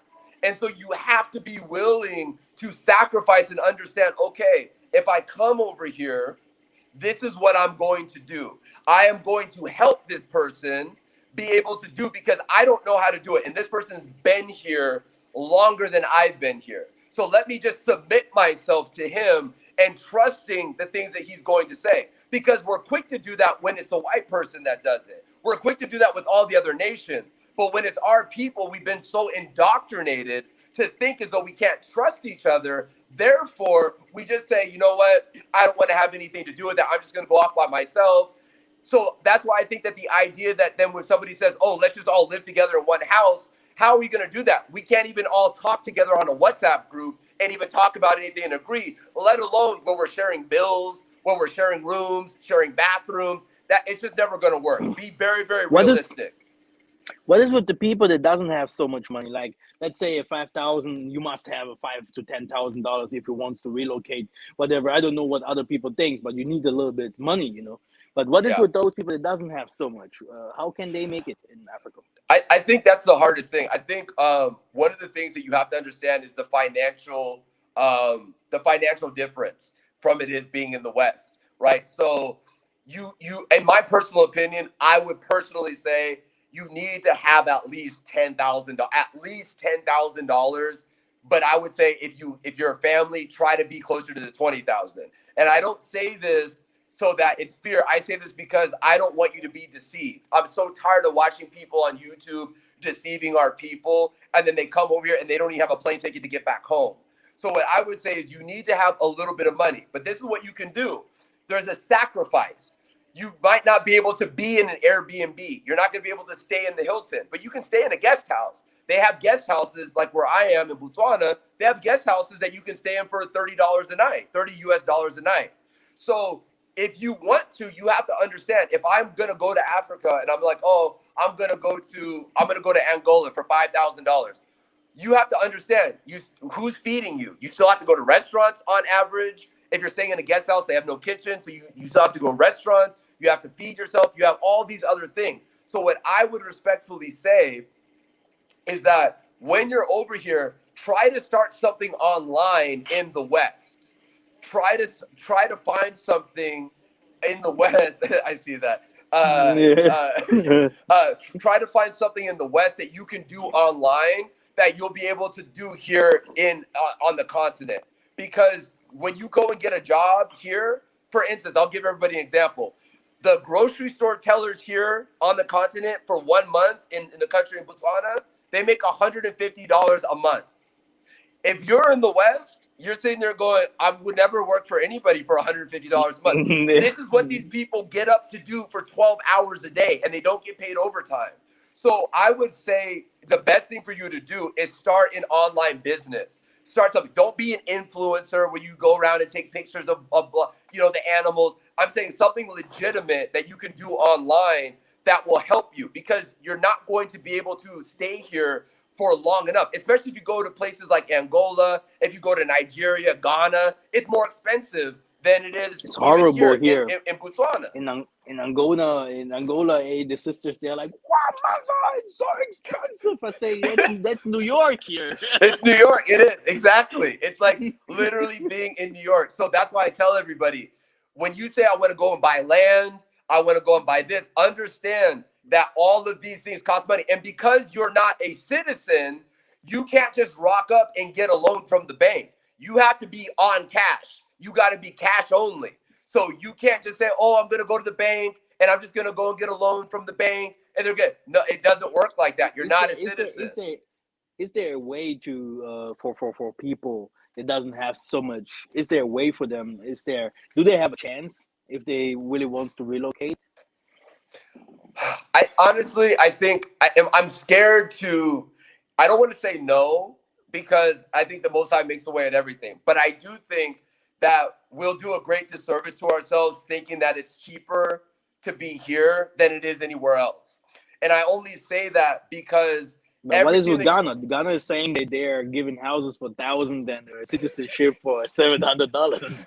well, I also have a couple of bridges that I want to sell you in New York City. It's a bridge. It's a beautiful bridge. It connects Manhattan to Brooklyn. It's only $10,000.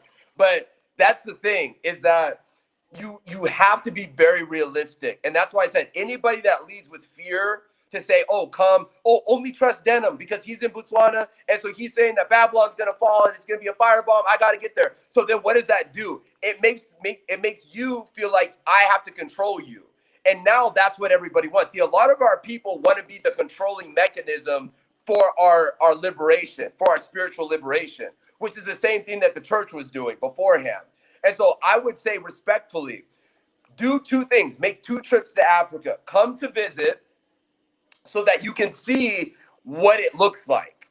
Then once you have an idea, then go back to the West, then decide, okay, maybe I'll work at this job a little bit longer. Maybe if I'm in a house, I'll sell my house, live in an apartment, get a smaller apartment, maybe move in with a family member for 6 months, a year. Then I'll have enough money, $10,000, $15,000 to come. But know where you want to be because that's the currency that you need to be looking at. For instance, the Rand so the Pula is stronger than the Rand. And the dollar goes a lot further in South Africa than it does even here in Botswana. But there's different trade-offs to these countries. So I would say come visit the continent first. Be a tourist first. Don't just sit here and listen to Mas and say, oh, I'm in Angola, look at what I'm doing. I'm doing this, that's it. Listening to me or whatever, saying, oh, when we talk later about what I'm doing here in Botswana, like, oh, I want to go there. Because your calling might not be to be here. Your calling might be to go somewhere in South Africa. Your calling might be to be somewhere in Benin. I don't know. It might be those places. But do not follow what we're doing. But what we should be doing is connecting and sharing information. Hey, this is a good business idea. This is a good business play. That's why I always tell our people, listen to you. You're on the ground. You're in Angola. And see, our people are so stiff-necked that they think, oh, look, you're trying to show off. No. It's because now, if I don't show you what I have and what I'm doing, you won't believe it. Because you only believe it when it comes from the other nation. But when it's me saying it, you'll be like, oh, no. If I sat here and showed you the house that I'm in, if I showed you that I have a car, if I took you to the land that I have, this is what I would have to do in order for you to believe that I'm actually doing what I said I'm going to do. But I'm not showing off. I have to show you that you can do it. But I had to come over here and I had to say, look, even for me, I have to go back to the West. I'll have to go back to the West for 4 months to work so that I can take the money that I have, come back over here, and then invest that money and invest in people that can do the job. But even for me, I can't do that. I'm not at a place where I can do that right now. What is with your like, it's me myself, that what helped me is I came from a family that always used to sell things, goods and whatever. It helped me a lot, That's why I will be always thankful for my mom. And for you, do your acting skills helping you as well and the things that you're doing now? I think the me being an actor in the West, what has helped me is being able to adapt quickly. I've sat down and talked with ministers. I go and sit down and talk with people in the village, so it's given me an opportunity to be very malleable. I don't get overwhelmed because in the West, you have to be like this all the time. So for here, and it's also helped me memorize things quickly because that's part of what your job is to be able to read something, remember it, and then make it your own. So here it was like I could take the things that you have said from being here and go, okay, cool. Then when I got here, I could listen to, okay, well, Masa said maybe watch out for this, this, and this. But then I had to have my own experience. So me being an artist here, there's 2 things. Number one, I never told anybody when I got here that I was an actor. People said, why didn't you have your publicist? You could have told the U.S. Embassy of Botswana that Denham's here. They would have given you everything for free. They would have flown you around. You could have gone to Kasane and had all these other things. But I didn't want to come to Africa on that tip. I didn't want to come here like that. I wanted to come with a humble spirit because I was like, I need to learn. I can't take my Western mindset and bring it here and think that I'm going to thrive. Number two, I didn't do that because I didn't want people talking to me because they thought that they were going to be able to get something from me. I wanted them to talk with me because they're like, oh, hey, I like being able to sit down with this brother and talk with him about one or two things. Because one of the things that I'm doing here in Botswana, I'm starting a film studio here. We're literally, that's one of my pieces of land. That's what we're doing is we're creating a literal film studio for television, film, documentaries, all of those things. Taking what I learned in the West and doing it here, right? So Exactly. I would Because say it's the most important thing. That's what you should be leaning into. Whatever you are doing in the West, lean fully into it here because it'll be much easier. I'm also doing agriculture, but I would be crazy to just say, oh, I'm going to throw away this and get into a business that it's like, because remember, agriculture takes years and years and years to be able to reap full benefits, especially if you're doing fruits, dates. People don't even realize dates that we love. I eat dates all the time. And I was like, why are dates so expensive? Because it takes 8 years for a date to be a date. So we have to understand that when you're getting into these certain sectors, that is going to take time. So whatever you're doing in the West, see if you can either work abroad, work online. Like a lot of this time during the pandemic, this is why it benefits you. For us, the Bantu, it really benefits us because you can still try to work online. As an actor, I can't do that, obviously. But if you're in tech, try to do that even here. You know, go to an internet cafe, do your work online, and then during the day, because the benefit even for here, I'm 9 hours ahead of the West. So I can do interviews and all that now and still be ahead of the West because they're not even waking up yet. So you just have to learn the business. And again, like you said previously, do not try to mix religion and this Bantu truth with your business because you can utilize the like, oh, I'm going to let the land rest for, a year and all these other things. Okay, fine and dandy. I'm saying don't say, oh, I can't work with this person because he's not in the truth. Because who are you going to work with? And I'm being honest with you. Who will you work with in Angola? Who are all the fishermen that are going out and getting fish? Are they all in the truth? Like, these are those things. You can't say that everybody that is going to be a part of what I'm doing is in the truth. My mom's secret was like, Mother, all of them have to know that you are a priest. No one jokes with a priest. Now, before your boat leaves, make a prayer and tell them all. and you get the dream. You have to baptize the boat. And I did it, and fish came, brother. Wow. Oh, brother, she dreamed it. When she dreams something, it's 100% accurate.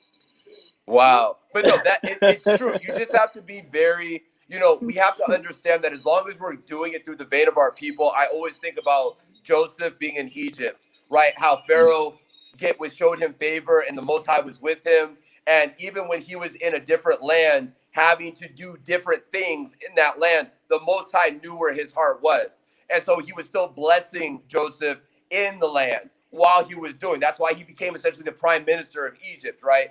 So you just have to be be spiritually mature. I think this is the time where most of our people understand, okay, cool, we're the people in the scriptures, that all that's cool. But now they want to know, how is this going to feed my stomach? How is this going to feed my family? How will this feed my daughter or my son? 2022.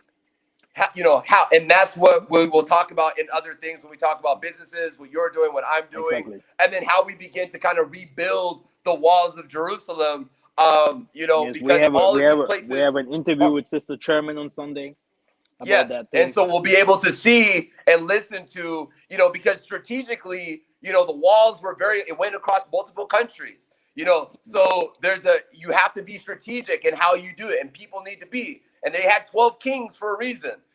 There's more than one king, and so we have to understand that there's enough here for everyone, but you have to be willing to till the ground. If you're not willing to till the ground, you will absolutely not be able to make it. There is a question for you. How do you balance the samba and work in Africa, especially as Sunday is very much valued there? Well, I still keep the samba. Even here on the continent, I think there's been 2 times where I broke in the samba, but it was I had no choice. One of the first times was my driver wanted to take me to his village to meet his mother. He was like, oh, there'll be elders there and you'll be able to take. And I felt spiritually that was something that I was like, I think I could do that. And so I ended up having to like pay for gas or whatever to go out there, because everybody's willing to show you something as long as you're willing to swipe your card. And then another time I was going to buy my truck that I got, and then it was on empty. They hadn't filled it up. And I was like, well, I can't drive it home. I got to fill the truck up or whatever. And then I went home. So honestly, even with my family, I still am very, like, tonight is Friday. So we prepare our food still. I still rest. There's still a way to do that. So instead of everything here closes on Sunday, right? So you just get everything done Friday. You just get everything done during the day and prepare, if you need chicken feed, or if you need this, if you need that, just get it all on Friday. So you can still keep the samba. You can still keep all of these other things. The samba is my big thing. I'm still a big thing about that. I'll give you an example. Like, even last week, I had to go to, I was a best man in a ceremony. We were in the village. It's like 4-day event, right? And one of their days, I was like, you guys do realize that my samba is on Saturday and when the events are there. And I was like, you can't really get out of it. You're the best man. And there, it's a 4-day ceremony. But instead, I was like, I will conflict. I won't eat any of the food here. There's another way that I have to be able to do this, because if you don't do it, if you start to fall into this trap, you'll just forget it altogether. But you have to understand that eventually, every now and then, to do the businesses here, you're probably going to end up working on a Saturday. And I'm not saying that because I agree with that. I think it's great. But, like, let's just be realistic. Like, I work every day. I would never, I tell you, I don't know. I will never not, brother, I have to work. Brother, I don't care. These are brother. Look, you have to, brother, I got to make money. When I see, I tell you, even when I die, I will work. My mom told me not even 2 hours ago. She said, Maza, when I die, bury me in Beulah there and put me, don't do something like a special grave or something like that. Just do something very traditional. And if you have any problem, come and say, Mama, I need this and this. I say, I know. Don't worry, I will do that. Me, I do not, how can I say? I'm not interested in this world to give me something. Right. No. Right. Because I never received something. Not here in Europe, not in Africa, especially not in Africa. So Saturday is a day of work. Isaiah healed people on Saturday. Yeah. Okay. Yeah. And sure, you have to keep it kosher. Yeah, you have to keep it clean. Right. Now you cannot do certain things, but this doesn't mean that you can't work. Working is something that is important. The Most High, when did he rest? Resting is you need the day, a time that you will take a time for yourself, etc., etc. Sure, but it doesn't have to be this day. Okay? Right. You can choose a day where you say, okay, now, because the Most High said you have to rest, he himself rests. So you yourself, you will have to rest too. You must rest. You find your resting day.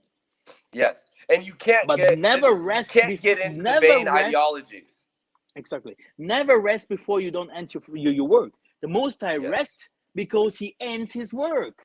You did not end your work. And you're just starting. Rest. You're just starting. What are you resting from? You haven't done anything yet. There's nothing that you need. So that's why even here, I still study. I still, reading business books. I'm still reading. I'm still doing things. And even for now, like for instance, I'm doing a TV series here. We wrote. I have a writing partner in the West, and I partnered with some multana here. We wrote a TV series, and we have to do master classes for the actors here. And one of the days are on a Saturday. And I'm like, well, I gotta do the master class on a Saturday. It's like, this is just what it's gonna be. And if I decide to eat, I'll eat or whatever or not. But it's like we're not in a place right now. We're not in the kingdom, in that we're not in the walls where we can do that. The world does not fit into all the things that we're trying to do. And I'm not saying that as a place of like, just go out and break the law, statutes, and commandments. I'm not saying all of those things. But I'm saying that there's so many of our people have given us this vain and this very unrealistic way. And that's exactly, that's why I say before, I would always prepare my thing Friday afternoon. Prepare all my food, everything Friday afternoon. And then, you do what you have to do. You just have to figure it out. But my thing is that everybody is going to have their different path of the way that they want to do it. Everybody's going to have their different way that spiritually sits with them. For me, it's like, okay, cool. If I can observe this specific day to do it and be consistent, then that's the day that I'll do it. If there's another day where I'm like, okay, I wasn't able to do it for whatever reason, now it'll be on a Monday. And that's what it will be. But there's a certain point, even here on the continent, you have to be able to get things done. You cannot sit, you can't afford. We haven't been here for hundreds of years. There's a lot of work that has to be done. So you can't get into like, oh, I have to do this and I have to do that. Don't be concerned. Don't be so concerned with, oh, what happens if I can't do this? What happens if I can't do that? You'll be fine. The Most High will lead you. That's why you have a relationship. You have a relationship with him because he will guide you, and he will bless the things that you're doing, or he will not bless the things you're doing. But you have to be honest and have your heart in the right place. Because if you're working for the Most High understands that which you are working for. So the last question for you, Brother Denham. What is with the pandemic? How does it affect your life at the moment, and how will it affect Africa or the place where you are, on your businesses and etc. etc.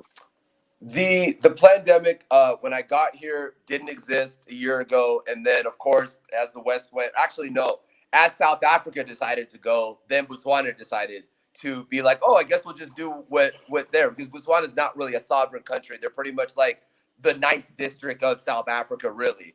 So as South Africa was going on like level 4, level 5 lockdowns, then they did the same thing here. And that was a difficult thing because you couldn't gather, you couldn't do all these other things. But so this was the time for me where I was like, you still need to be planning and preparing even in this time where it looks like nothing is happening. So this was the time where I was like, okay, let me go scout land. Let me go figure out what land I want. Let me go and have these meetings for land. And then so now there's no more state of emergency. All that's done or whatever. So now, because I was still working and preparing even during that time, now I can start to be doing other things now. Instead of saying, oh, well, there's a state of emergency, we can't gather, oh, I just won't do anything, then I lose 7 months of being here. So even for me, when I travel back and forth from the West, you just travel back and forth. Everybody has to find the way that they have to do it. So you get the things that you need to do. Because like I said, one of our problems that we have with our people is they don't understand that this is a war. We're literally in a war, a literal battle every single day, especially when you're the child of the Most High. The enemy can see that you're trying to prosper and live truthfully in the gift and the anointings that the Most High has given us. So then all of a sudden it's like, oh, you can't do this. And oh, this is dishonorable. Oh, this, that, the third. It's like, look, however, I need to be able to travel. And again, I'm not saying that I'm not taking no snake bite and all these other things. No one is saying that. Don't get it twisted or whatever. But I'm just saying there's ways around these things. And everybody has to do what they feel is best for them. But I would submit everybody to this. While the world is saying that it's hard for you to travel, and many of our people are saying, I can't travel because I don't have this, I don't have that. Imagine how much work you can get done during that time. Because I'll tell you this, when I travel to America, the line, when I go to and I get to Los Angeles, I'm the only person that's in the line of immigration. There's nobody else there. So for me, I'm like, airlines are cheaper. Airlines are cheaper. Being able to go through customs takes less than 5 minutes. Like all of these things, and right now, it's like, oh, this is a perfect time.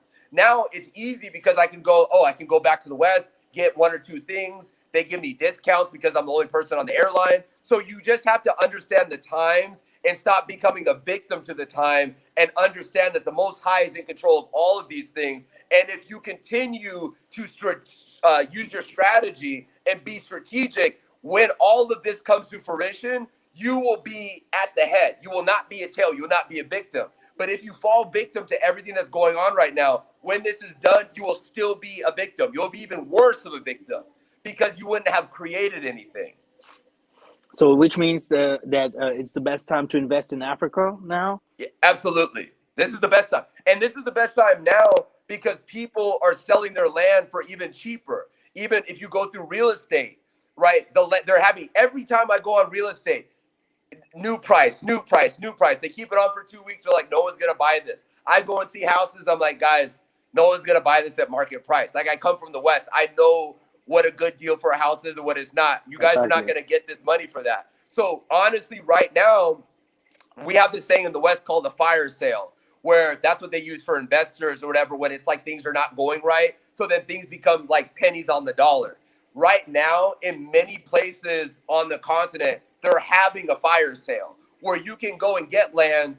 For instance, 14 hectares, you can get it for $30,000. You can get it for $40,000. I didn't say $1,000. I'm just saying you can get something like 2 hectares, something like that. You can get 2 hectares for that for probably depending on the area, $70,000. Maybe 4 hectares, you can get that depending on what village you go to, but you'll be far from your city center. But for businesses, guys, even in the country that I'm in, it costs less than $2 to register your business.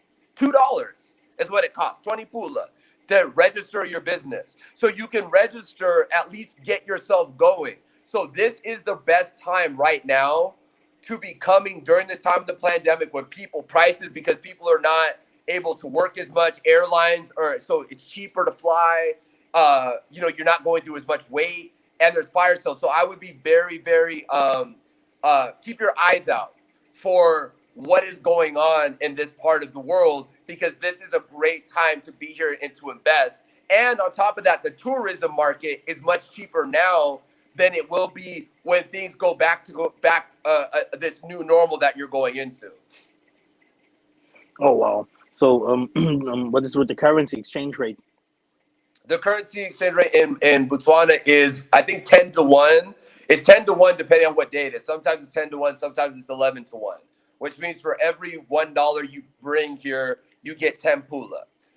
And here the pula is stronger than the rand, which is in South Africa. So the pula here is still very strong, which is good. Obviously, that's a good thing. But again, your money being saved in your bank is not going to be any good. You might as well pour it into assets and things that will be able to produce things for you. But if I was to give anybody any type of thing, I would go to like Remax, which is a big real estate company, like Remax that they have. And look, you can see like in South Africa and in Botswana, you can look and see farmland, and you can just get an idea about how much a 3-bedroom house here costs. For instance, a 3-bedroom house here in the capital city of Gaborone is like maybe $160,000. 3 bedrooms, 2 bathrooms, electricity, all these other things, maybe $170,000. You can get that here in the city. So imagine what you can get it for when you start to travel an hour outside the city, closer to these villages. Again, like I said, that'll usually be tribal land, and there's ways around that, but stories for other days. Oh, praises. Thank you, brother Denham. Thank you.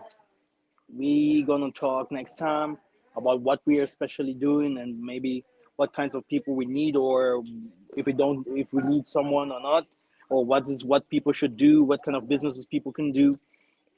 Yeah, we are here to help in the 2021, and yeah, like I said, the prophecies with the Chinese will come true. And Absolutely. if our people don't come over, then the white people, they have no problem to leave the West and coming over to Africa and to make it everything new. And you will see that the West will become Africa, garbage in one day, and Africa will become the West. The West Easy. I'm in the in right one place. in one day, and this is the future. Africa is the future. It's the present and it's the future. And so this is the time to get in at the ground level. Don't be afraid of your thing. Don't have to sit there and spend all of your money. Like I said, come here to visit first. Figure out where it fits for you. If it's in Southern Africa, if it's in the West Africa, if that's for you, if it's in the East, come visit first. Don't just say, oh, I guess I'm just going to put all my darts in here, because it may not be something that you want. So, I definitely, I'm excited to be able to kind of have these, talks with you, so we can discuss more and really feed our people the reality of what we're actually living with every single day here on the continent. All praises. Hey, I appreciate you, brother. Welcome. Hey, thank you that you have been here, and you have, blessed us all, and we, I love this kinds of sort of conversations on my platform. It helped a lot of people. I have a little responsibility for people because I have said I brought a lot of people to Africa. I told them you have to come, and I Yeah. brought some fear to YouTube in 2021. And come over, and they are now everywhere. And they know, and so we have to take care of our people and update them. Yes, and keep feeding them like the most, like Isaiah said, if you love me, feed my sheep, and that is what we're supposed to do. So we will continue to do This so. this this is the work. If you become rich because of that, no one will blame you because you have done your work. Inget, love you All so right, I'll talk much, to you. and talk to you later. Have a Okay, rest. ciao. Thank you, everyone.